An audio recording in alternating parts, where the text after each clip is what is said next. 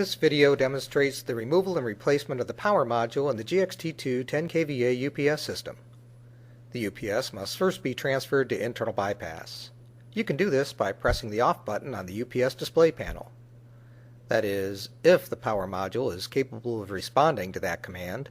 Some power module faults may prevent this.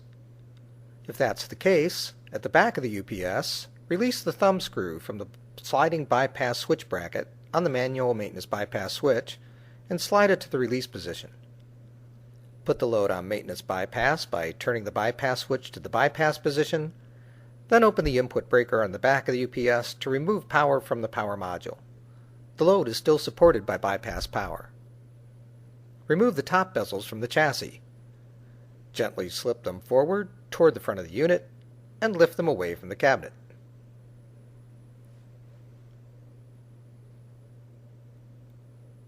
Now remove the front bezels.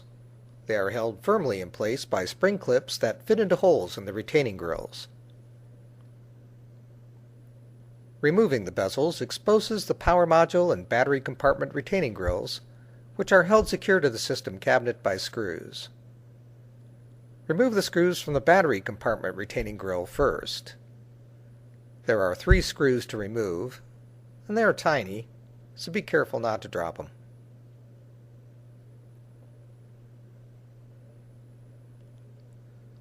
Lift the grille away from the cabinet, release the grille's locking tab from the cabinet's lip, and set the grille aside.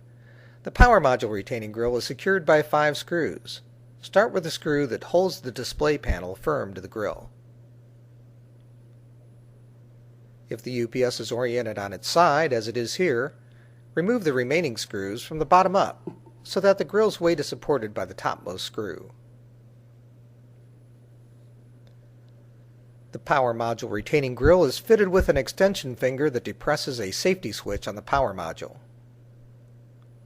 Lift the grille away from the cabinet carefully. The extension finger will often catch against the back of the display panel.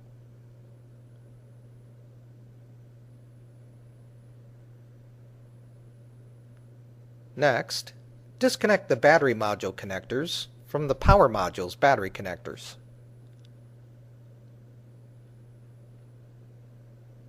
Once the cables are free, simply pull the power module forward towards you using the handle, and slide the module out of the cabinet. But be prepared to support its weight, about 60 pounds.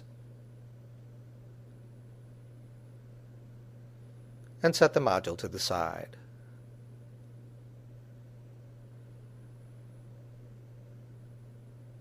Power module installation reverses the removal procedure.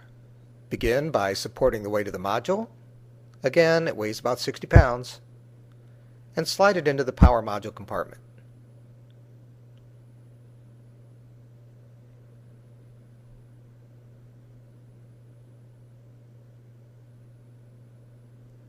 Connect the battery and power module connectors.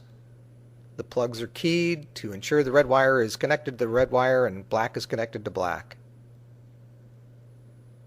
Then dress the wires to ensure the grilles will fit properly.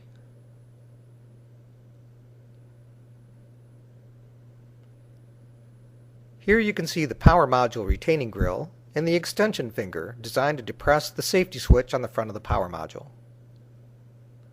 Align the grille's retaining tabs into the cabinet's retaining slots, making sure the extension finger properly depresses the safety switch.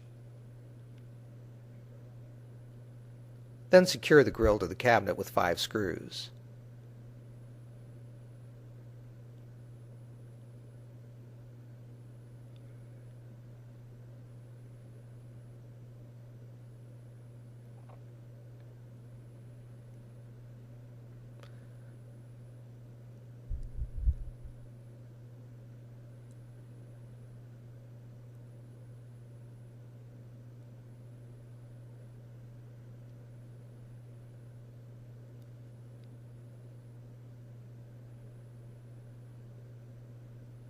Next, fit the battery module retaining grille to the cabinet.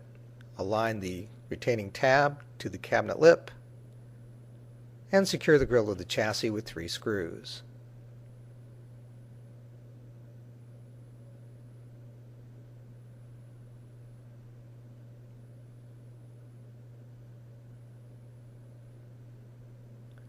Snap the front bezels into the holes in the retaining grilles.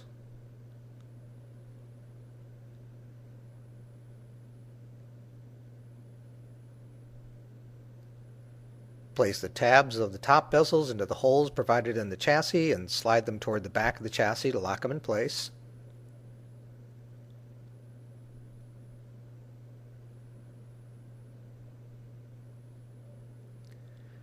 And now around the back of the UPS, close the input breaker.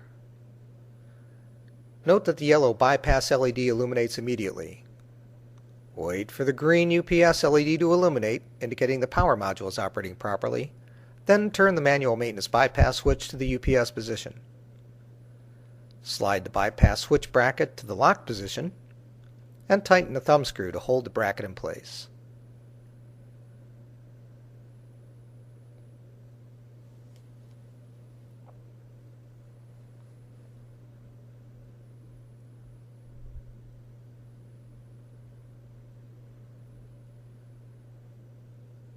At the display panel, any connected load should be shown supported by bypass power, and the battery LEDs should indicate the battery charge level. Retransfer the load to UPS by pressing the on button one time. And with that, power module replacement is complete.